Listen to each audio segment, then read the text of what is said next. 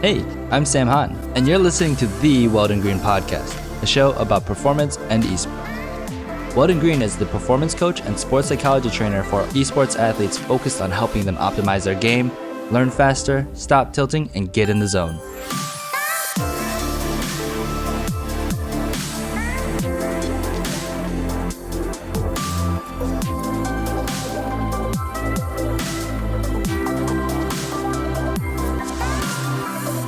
Welcome to the Ask Weldon segment, the part of the podcast where we explore a specific topic from the Ask Weldon YouTube show.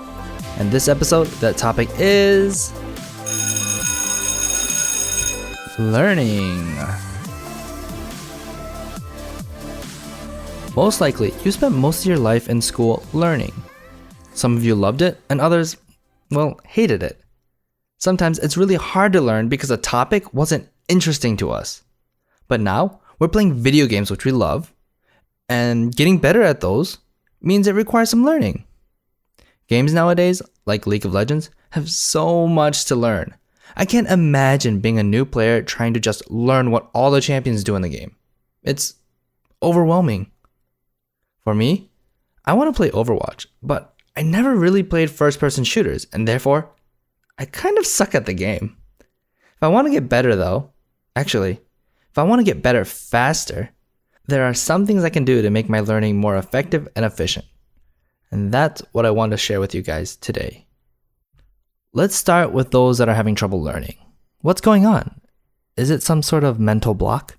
Is it that something blocks you from learning, or that learning is something you have to go and do and take always? I think it's the second one. You don't really get blocked from learning. You kind of stop doing the things that naturally lead to learning as you get older. Exploration and play and finding joy in the pursuit of things you don't know. And partly that's enforced upon us by society and structure, and partly that's enforced upon us by the fact that we outgrow knowledge that can be acquired without extensive study. So by that I mean that you can learn things more swiftly at the basic levels, and then it gets more and more complex, and you get the joy of that moment of epiphany. You get the joy of that learning that thing, but it takes groundwork. It takes like 5, 10, 15 hours of groundwork, and then eventually 5, 10 days of groundwork, and then eventually 5 weeks or months of groundwork before you get to that epiphany moment as you age and as your knowledge kind of layers up. So basically, if I'm trying to learn a new champion, I'm going to find more aha moments. Like when I get that combo right, understand how to build my items correctly, or finally making that awesome outplay.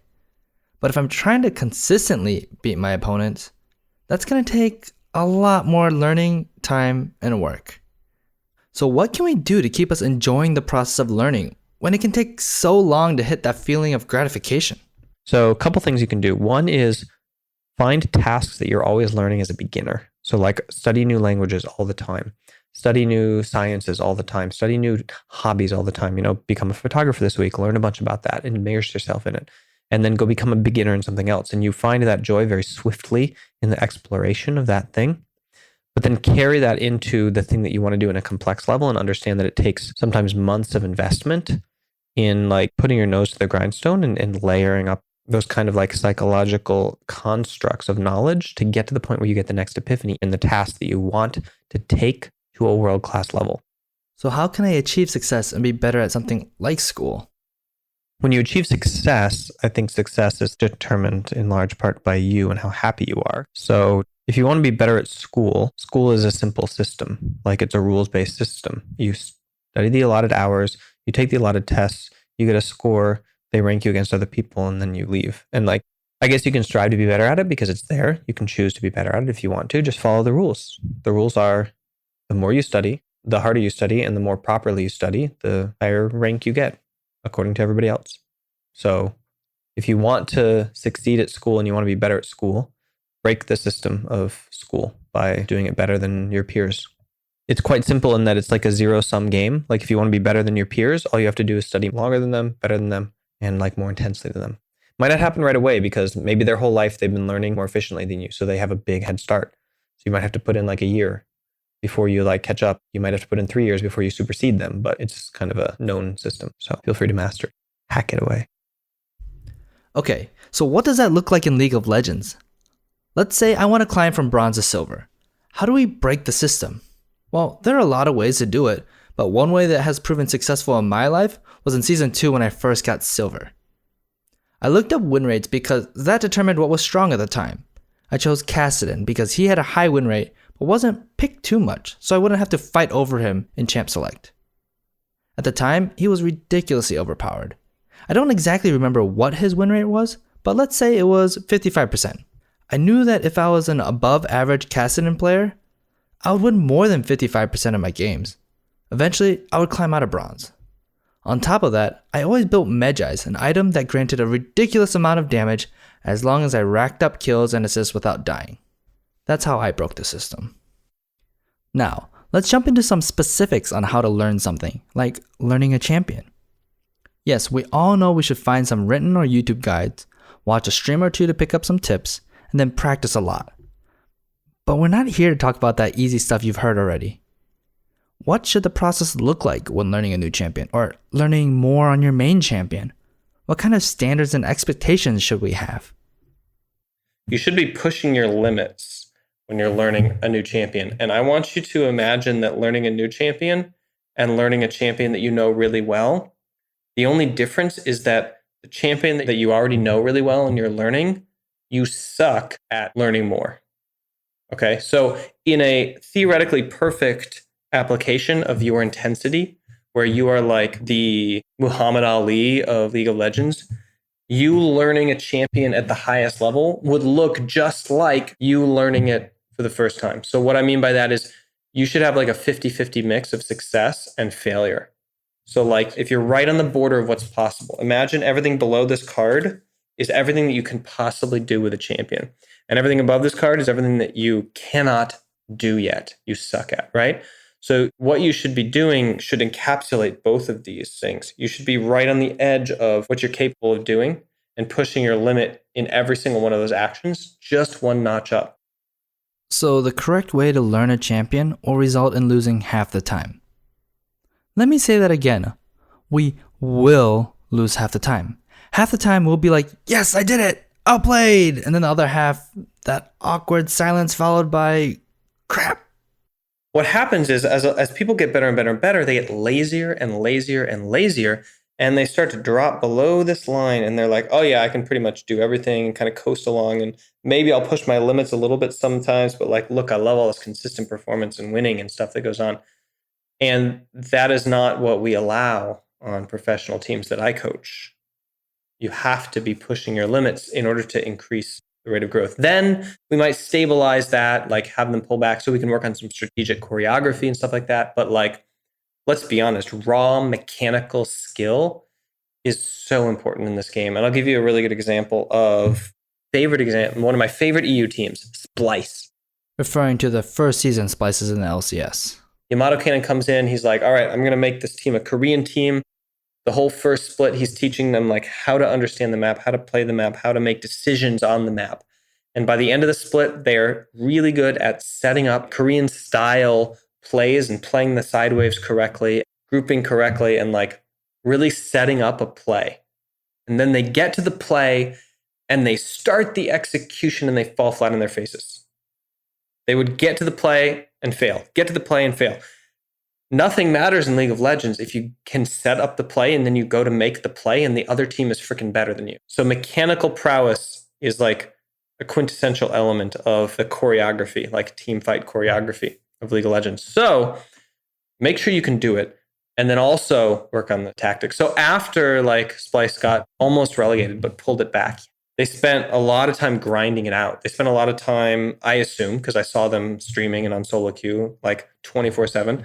Just like grinding out their mechanical prowess. And I don't mean mechanical prowess like, oh, I sucked at my reflexes. I mean, like, you have to learn the interactions in every single laning phase coordination. Like, oh, I have this champ, I have that champ. That's a lot of learning to do. And you got to be constantly pushing your limits there. Then you have to learn what it feels like to automatically play a team fight, which means you have to pick the same comp over and over again and grind it out. And it's a lot of work.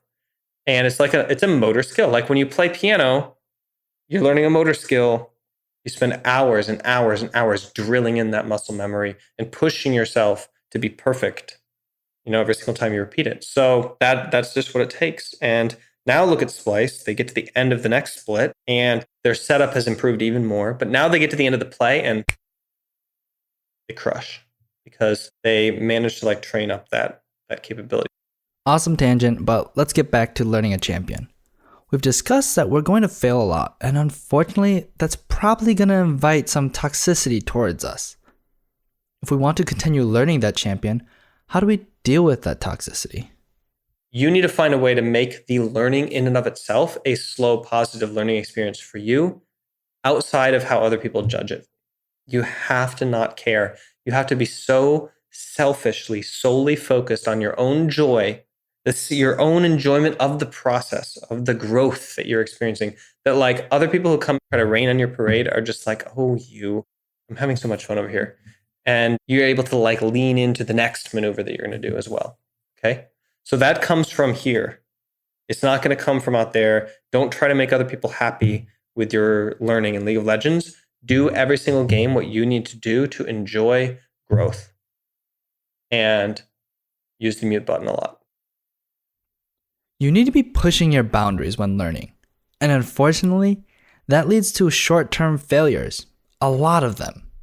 When you're figuring things out like how to trade, when you can be aggressive, how to turret dive, or what are your strengths and weaknesses of this matchup, a lot will go wrong.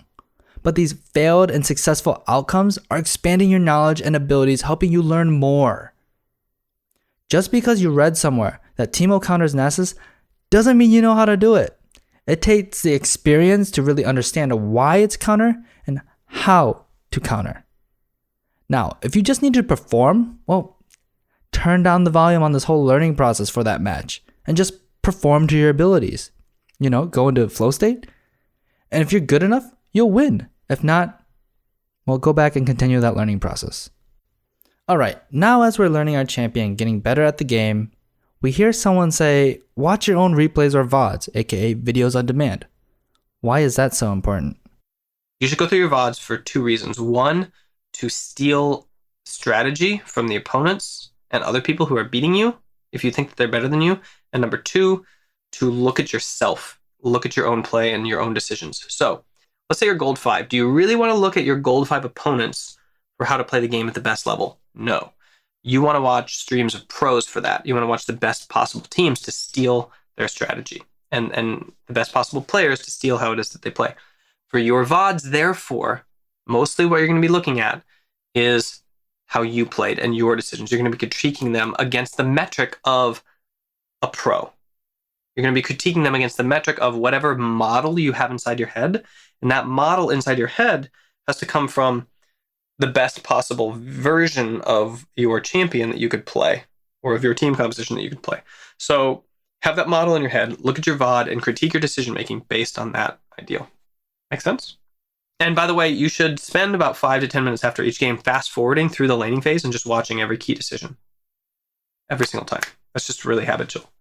And then if you really want to look at like your whole game, just look at the key moments where you remember making really good decisions or really bad decisions.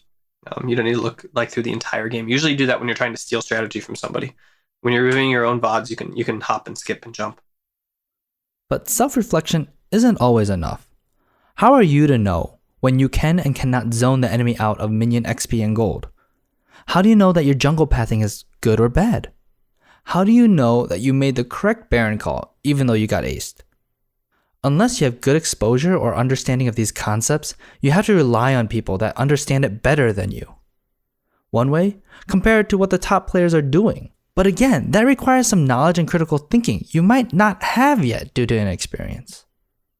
So find someone that has experience, a friend, or maybe a coach. Ultimately, VODs are super useful, but you need to know what you're looking for, what to compare to, and how to use them effectively. So, if we're looking for someone to help us, who should we be learning from? Let's say if I'm a jungler. Don't pay attention to junglers all the way up. Only pay attention to pro level jungling. So I suggest here you jump in the deep end, essentially. Like you should be watching pro streams or streams of high level players that talk about their thought process and their internal thinking and their teaching. Because you want to embed like key principles of high level play. But then if you get coached, if you have somebody analyze your game and tell you what to do next, it should be somebody who's like just above you in rank. It should be somebody who's one division above you, because they're going to be closer to the stage you're in to understand what comes next. But the model that you should build on is the perfect one. You shouldn't build on a suboptimal model. You should try to get the best model you can in terms of like top play. Okay. So your model is pro level play. Those are the streams you should watch, and that's the philosophy you should think about in the game. Your outside coach should be somebody who's exactly one step ahead of where you are right now and where you're going. And then the last thing you need to do is you need to coach yourself. You need to take that pro level play and like put it into your play. So you watch the streams and you get used to seeing what that looks like. Then you watch your own stream, and it's really painful, trust me. And you listen to your own comms, so record your comms too. Maybe actually that doesn't matter because you're in solo queue, so there's no comms.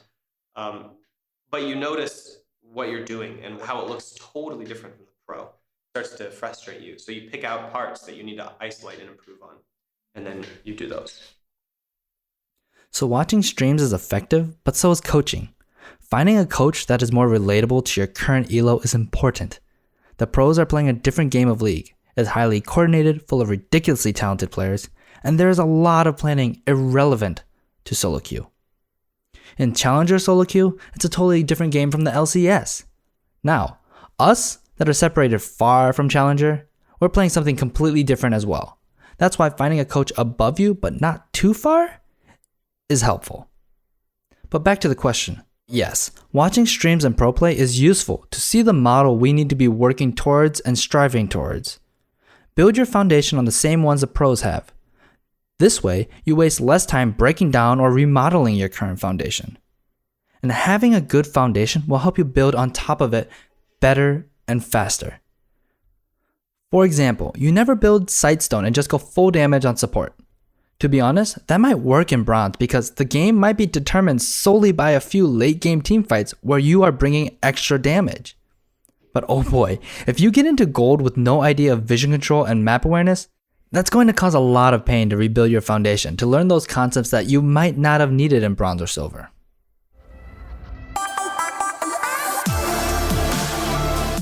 Learning.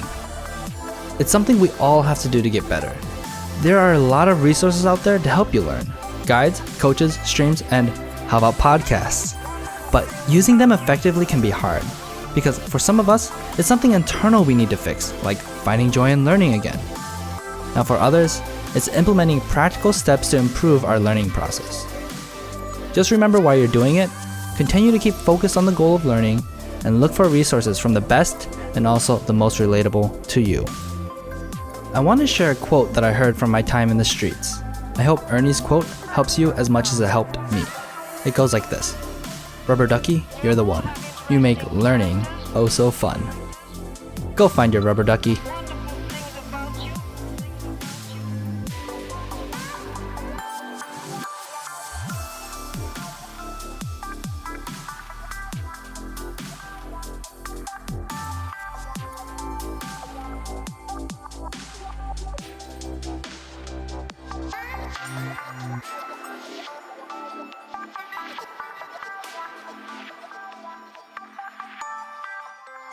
Express yourselves better.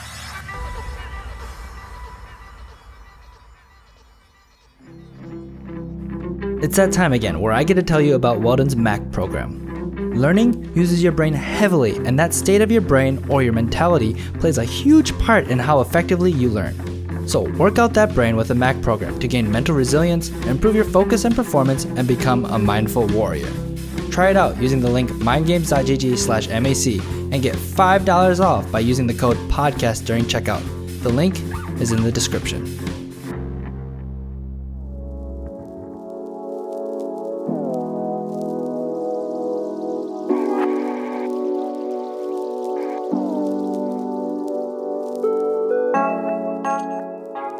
Welcome to the Waldens Journey, the part of the show where Waldon talks about whatever experiences and thoughts he wants to talk about. This episode, Waldon talks about IEM Katowice 2017.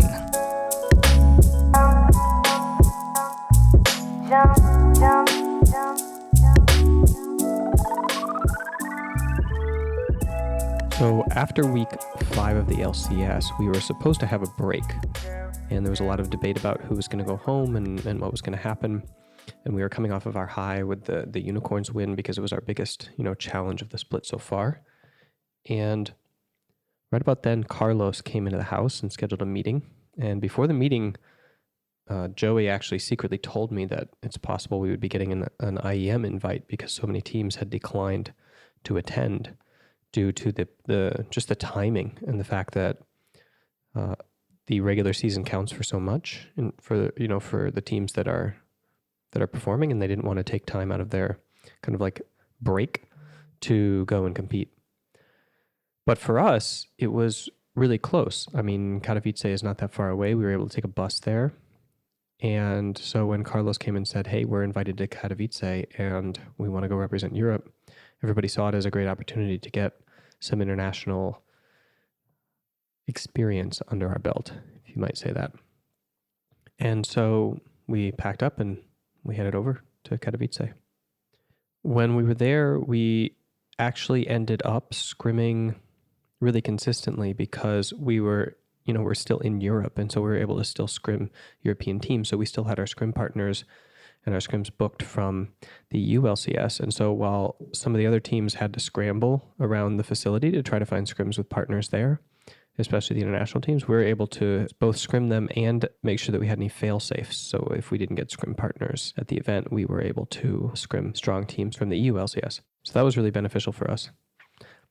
But the result was we didn't really get a ton of scrims with international teams like H2K did, for example.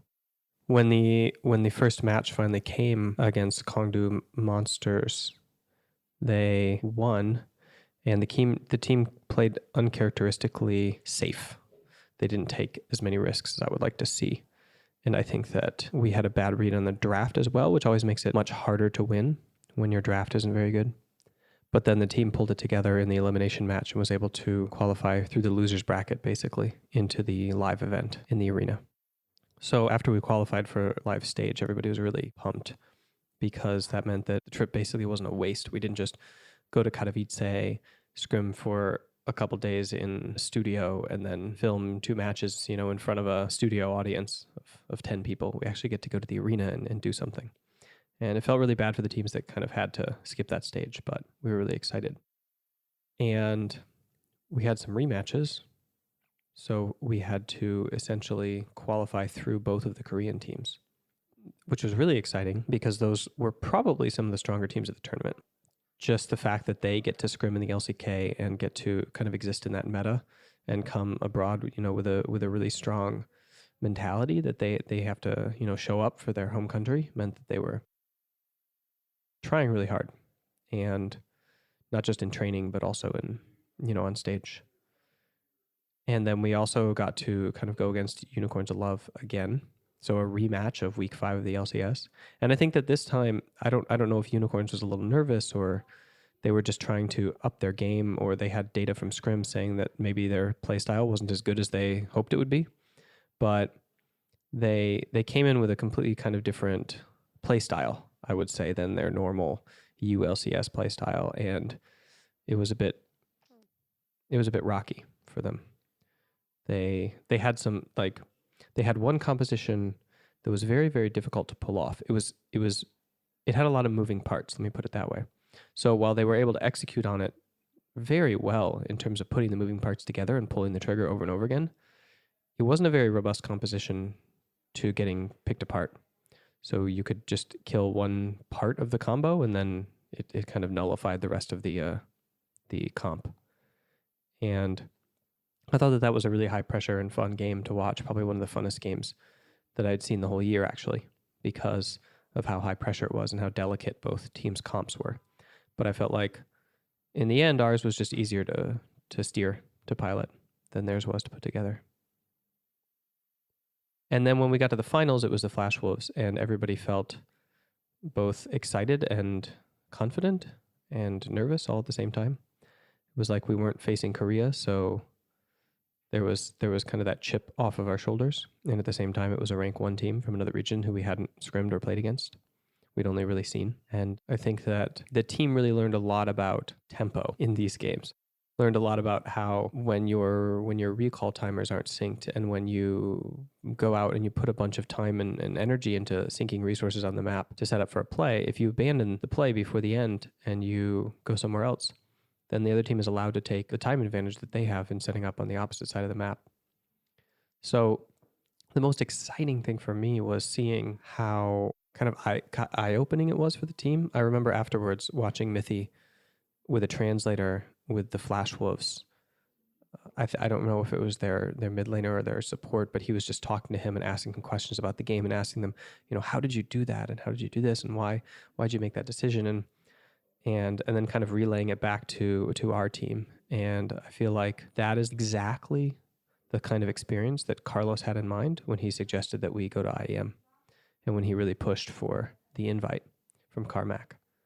And I think that if we hadn't had that experience at IEM, there's no chance that we would be as strong a team as we are now. But it didn't come without its drawbacks, as you'll hear about next week. The Weldon Green Podcast is produced by Sam Hahn, mixed by Sam Turnberg, and content provided by Weldon Green. Remember that this podcast needs your support. Share this episode with a friend that would benefit from the topics we cover. Make sure to subscribe to the podcast on your favorite platform. You wouldn't want to miss any future episodes now. And if you want to contact us, you can find us on Twitter, YouTube, and other social media platforms. Those links are in the episode description. Again, I'm Sam Hahn, and thanks for listening to the Weldon Green Podcast.